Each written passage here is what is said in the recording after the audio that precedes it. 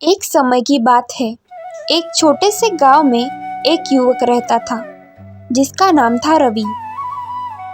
रवि मेहनती और समझदार था, मगर गरीबी के कारण उसे रोजगार की तलाश में अपने गांव से शहर जाना पड़ा। शहर पहुंचकर रवि ने स्नान किया और कुछ देर आराम किया, फिर नौकरी की खोज में निकल पड़ा। वह जहाँ भी जाता उसकी बातचीत का ढंग और सूझबूझ लोगों को प्रभावित करती, पर कोई जान पहचान न होने की वजह से उसे काम नहीं मिलता था। एक दिन रवि थक हार कर एक बरगद के पेड़ के नीचे बैठ गया। पास ही कुछ लोग आपस में बातें कर रहे थे। ये लोग राजमहल के कर्मचारी थे जो छांव में बैठकर गपशप कर रहे थे। रवि अनमने ढंग से उनकी बातें सुनने लगा। एक कर्मचारी जिसका नाम था गोपाल अपने साथी से कह रहा था, देख भाई, तू कितना भाग्यशाली है। शाम हम दोनों राजमहल में एक साथ नौकरी शुरू किए थे, मगर तूने तरक्की कर ली और तू राजा का विश्वास पात्र बन गया। मैं तो वही का वही साधारण सिपाही। श्याम हंसते हुए बोला, भाई, ये सब मेरी मेहनत और बुद्धि का कमाल है। मैंने अपनी सूझबूझ से ऐसे काम किए कि राजा मुझ पर भरोसा करने लगा। तकदीर तो उसी का साथ देती है जो हिम्मत और अक्ल से काम लेता है। गोपाल ने मजाक में कहा, अरे, तूने तो ज़रूर कोई तंत्र मंत्र सीख लिया है, वरना इतने जल्दी तरक्की कैसे हो जाती। बता ना, तेरा राज क्या है? श्याम ने गंभीर होकर कहा, कोई तंत्र मंत्र नहीं गोपाल, बस मेहनत, ईमानदारी और साहस चाहिए। देख, वहाँ सड़क पर एक मरी हुई मछली पड़ी हुई है। लोग उसे देखकर नाक मुंह सिकोड़ते हैं, पर कोई समझदार इंसान उससे भी कमा सकता है। बुद्धि का इस्तेमाल कर तो हर चीज से फायदा हो सकता है। गोपाल ने हंसकर बात टाल दी। अच्छा, अब ये सूखी मछली की बात छोड़, तू मुझे अपनी तरक्की का राज तो बता। श्याम ने मुस्कुराते हुए कहा, बस यही भाई, अकल और मेहनत, बाकी तो खुद समझ ले। इतना कहकर दोनों कर्मचारी अपने अपने काम पर उठकर चले गए। श्याम की चतुराई और गोपाल की बातें रवि के दिमाग में गूंजने लगी। उसने सोचा, जिस शहर में लोग मिट्टी तक बेच लेते हैं, वहाँ एक सूखी मछली क्या चीज है। जरूर इससे कुछ कमाई हो सकती है। रवि उस मछली के पास गया और उसे उठाकर देखने लगा। तभी उसने उस मछली को वहीं छोड़ दिया और चला गया। चलते चलते रवि को एक सेठ आते हुए दिखा। उसके हाथ में एक कुत्ता था।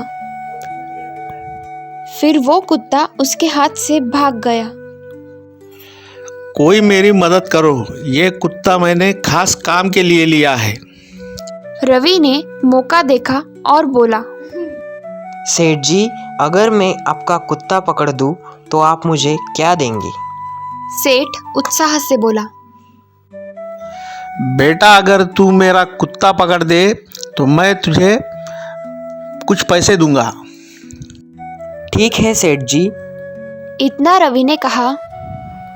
वहां वो तेजी से दौड़ा जहां वो सूखी मछली पड़ी थी। वो भागता हुआ आया और उसने वो मछली उठाई और वो मछली उधर लेके गया जहां वो कुत्ता भागा था। और रवि उस मछली को उस कुत्ते के पास गया। थोड़ी देर में झाड़ियां हिलने लगी। फिर कुत्ता बाहर आने लगा और जैसे ही कुत्ता बाहर आया, रवि ने उसे पकड़ लिया।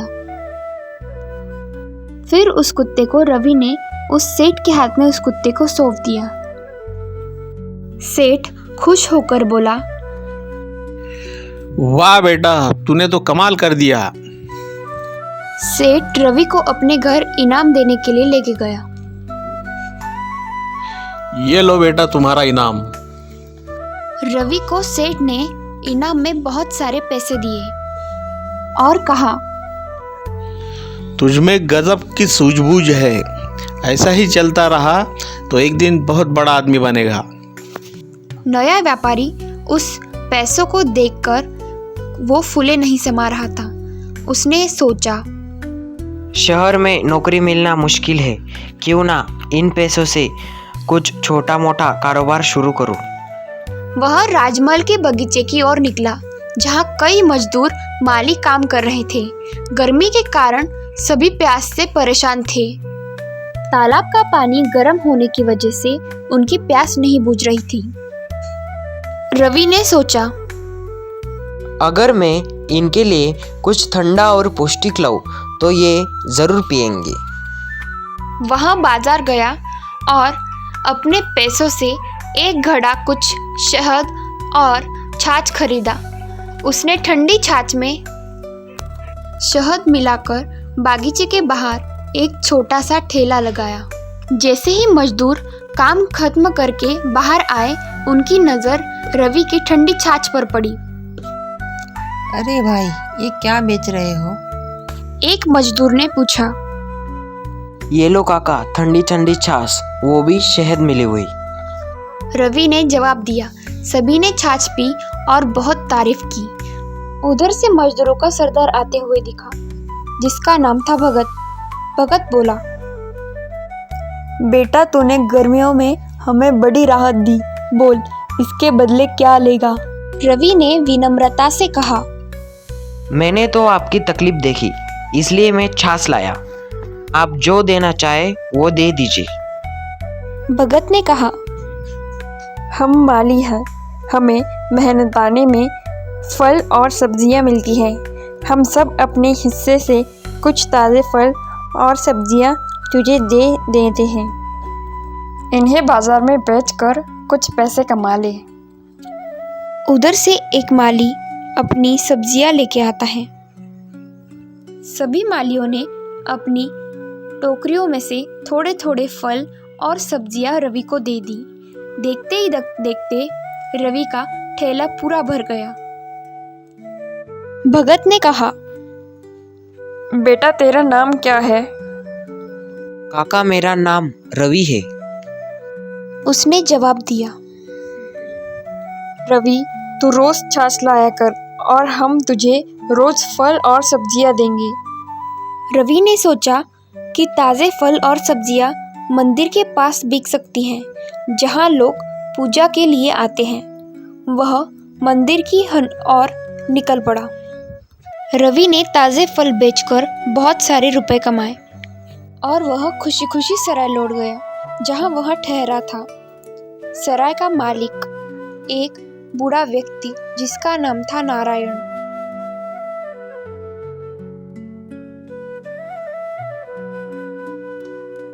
नारायण ने हंसते हुए कहा, अरे वाह बेटा, एक सूखी मछली से तूने इतना बड़ा कमाल कर दिया। अब तुझे इस शहर में कोई भूखा नहीं रख सकता। उसी दिन मौसम बदल गया।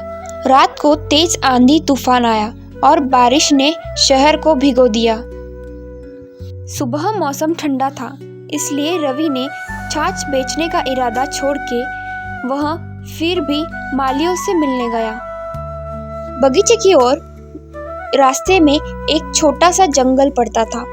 वह उसने देखा कि तूफान की वजह से कई बड़े बड़े पेड़ उखड़ गए हैं। रवि ने सोचा, हर नुकसान में कोई ना कोई फायदा छुपा होता है। इन उखड़े पेड़ों से कुछ कमाई हो सकती है। ये सोचकर वह बगीचे की ओर चल पड़ा। वह बगीचे पहुंचा और भगत काका से बोला, काका, आपने कहा था कि ज़रूरत पड़ने पर आप मेरी मदद करेंगे। जंगल में तूफान से कई पेड़ गिर गए हैं। अगर आप मुझे अपनी कुल्हाड़ी दें तो मैं उन पेड़ों को काट कर लकड़ियाँ बेच सकता हूँ। भगत काका ने कहा, बेटा, तूने हमारी इतनी मदद की तो हम तेरा साथ क्यों ना देंगे। चल, हम सब तेरे साथ चलते हैं। मालियों ने अपना काम जल्दी खत्म किया और रवि के साथ जंगल गए। सबने मिलकर पेड़ों को काटा और लकड़ियां लांदी। रवि ने ये लकड़ियां बाजार में बेची, जहां लकड़ी के व्यापारियों ने लकड़ी का अच्छा दाम दिए। रवि के पास अब अच्छी खासी रकम जमा हो गई थी। रवि टहलने निकला था। रवि को नारायण काका मिले और उन्होंने कहा, अरे बेटा, सुना है कल शहर में घोड़ों का व्यापारी 300 घोड़े लेकर आने वाला है। उनके लिए चारा चाहिए होगा। अगर तू चारे का इंतजाम कर ले तो अच्छी कमाई हो सकती है। रवि ने सोचा और अगले दिन बाजार गया। रवि ने बहुत सारी मिठाई खरीदी और मालियों के पास गया। माली मिठाई ले गए। काका, मुझे 300 बोरी चारा चाहिए होगा, क्या आप मुझे मदद करेंगे? भगत ने कहा, बेटा, तू बोरी का इंतजाम कर, हम तुझे चारा काट कर दे देंगे।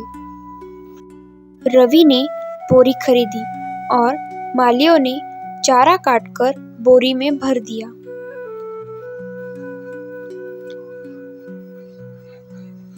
अगले दिन जब घोड़ा व्यापारी आया तो रवि उसके पास पहुंचा और रवि बोला, सेठ जी, आपके घोड़ों के लिए आपको चारा चाहिए है क्या? मैंने पहले से ही इंतजाम कर रखा है। सेठ खुश होकर बोला, अरे वाह बेटा, तूने तो मेरी चिंता खत्म कर दी। ये ले बेटा तेरे पैसे। कुछ दिन बाद फिर से नारायण काका मिले और नारायण काका ने बताया, बेटा, अगले महीने कपड़ों के व्यापारी आ रहे हैं। अगर तू चतुराई से काम ले तो मोटी कमाई हो सकती है। रवि ने योजना बनाई।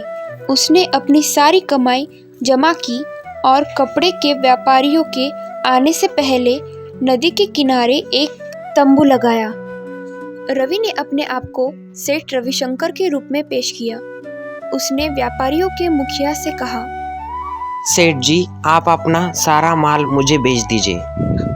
कीमत मुंह मांगी मिलेगी, बस भुगतान 3 दिन बाद मिलेगा। मुखिया मान गया। रवि ने सारा माल खरीदा और फिर शहर के छोटे व्यापारियों को 25% मुनाफे पर बेच दिया। 3 दिन बाद उसने विदेशी व्यापारियों का भुगतान किया। 3 दिन बाद उसने विदेशी व्यापारियों का भुगतान किया। इस कारोबार से रवि को भारी मुनाफा हुआ। सेठ रविशंकर की उड़ान। जब विदेशी व्यापारियों ने रवि की तारीफ की तो उसने कहा, सेठ जी, मैं एक गरीब मजदूर का बेटा हूँ। इस शहर में भूखा पैसा आया था, मगर एक सूखी मछली और राजमहल के एक कर्मचारी ने की बात ने मुझे यहाँ रास्ता दिखाया। रवि को फिर से रास्ते में नारायण चाचा मिले। रवि की तरक्की देखकर कहा, बेटा, तूने तो कमाल कर दिया। बस घमंड मत करना और गरीबों का भला सोचना। रवि ने अपनी कमाई से नारायण की सराय को आलीशान बनाया और अपने माता पिता को शहर बुला लिया। उसने एक बड़ा व्यापारी बनने का सपना पूरा किया और अपने गांव का नाम रोशन किया। नैतिक शिक्षा। बुद्धि, मेहनत और ईमानदारी से कोई भी मुश्किल रास्ता आसान हो सकता है। हर छोटी चीज़ में अवसर छिपा होता है, बस उसे पहचानने की ज़रूरत है।